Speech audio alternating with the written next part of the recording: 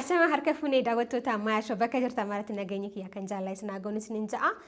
Keessumaan keenya torban kana nama ogummaa miidiyaa keessatti hojjetu yookaan gaazexeessummaadhaan beekamu akkasumattis immoo taatummaadhaan haalaan dhaadheeffatamu keessumattuu yeroo dhangaasanitti jaallatamummaa guddaa kan gonfate isaaf Daawitiin jireenyaa hariiroo cimaadhaa qaban.